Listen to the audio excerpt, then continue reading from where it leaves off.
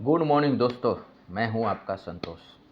आज मैं फिर पुराने टॉपिक का अगला भाग में बताते आया हूं।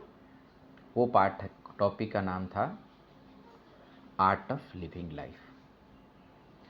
पिछला जो पार्ट्स जहां पर ख़त्म हुई थी वो था देव और रामू दोनों का दोनों बाबा से मिलकर अपने अपने शहर निकल गए काम के लिए। आगे क्या होता है, दोनों अपने अपने काम में लग गए। रामू ने ये बात को बहुत लाइटली लिया और रास्ता में ही मजाक उड़ाया। देव से बोला बोला बाबा तुमको क्या लगा, क्या बाबा कुछ अच्छा बता दिए, ये तो सब कोई जानता है।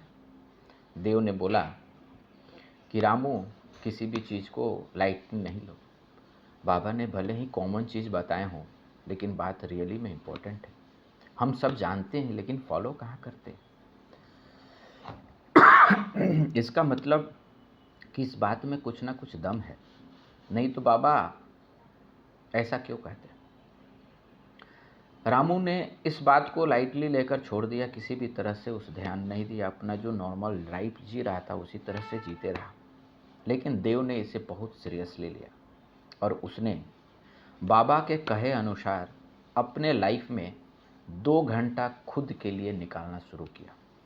और वो सुबह थोड़ा जल्दी उठता, रात में जल्दी सोता।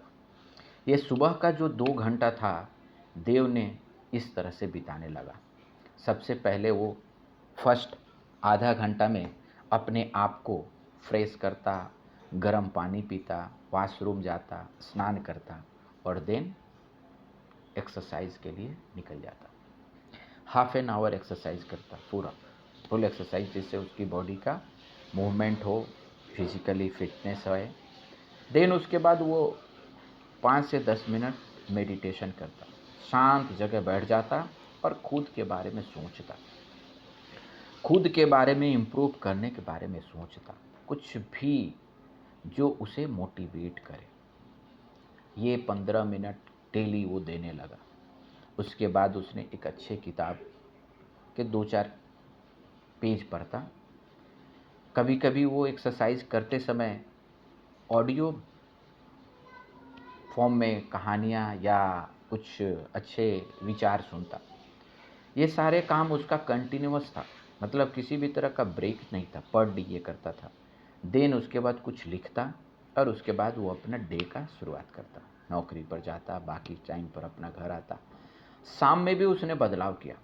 जो शाम में टीवी देखने में, मोबाइल देखने में टाइम जो बिताता, जो बर्बाद करता, उस समय को उसने अपने बच्चे को कुछ पढ़ाने में लगाता, बच्चे के साथ खेलता, अपना भी कुछ पढ़ाई करता।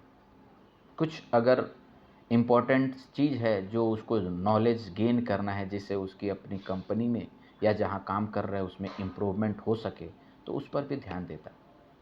इस तरह से देव बाबा की बात को बहुत सीरियस लिया और अपना लाइफ में 2 घंटा मॉर्निंग में और शाम में भी 1 घंटा निकाल लेता, 3 घंटा पर डे देने लगा। ये सिलसिला चलते रहा।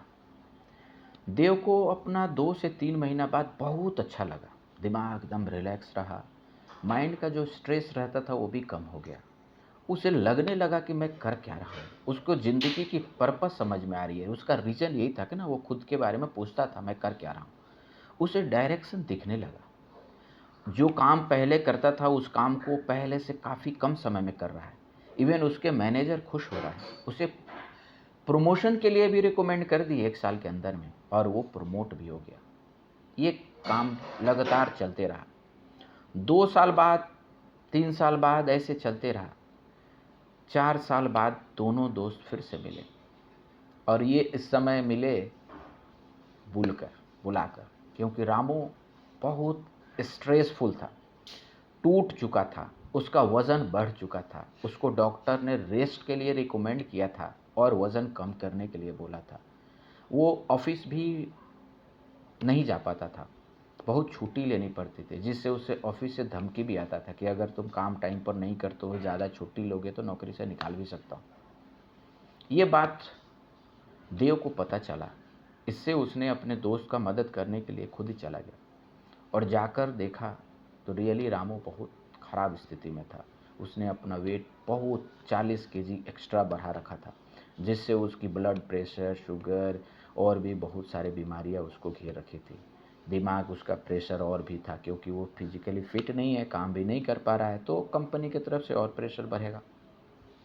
इस तरह से उसकी फैमिली में भी लोग उससे परेशान थे। उसके बच्चे, फैमिली, वो लोग भी खुश नहीं थे, क्योंकि अगर फैमिली का एक मेंबर खुश नहीं है, स्ट्रेसफुल हो, चिढ़ा रहे हर बात में, तो फिर वो कैसे खुश रहेंगे। इस बात को देखकर देव ने रियली समझ गया कि ये कुछ ना कुछ बड़ा गलती है।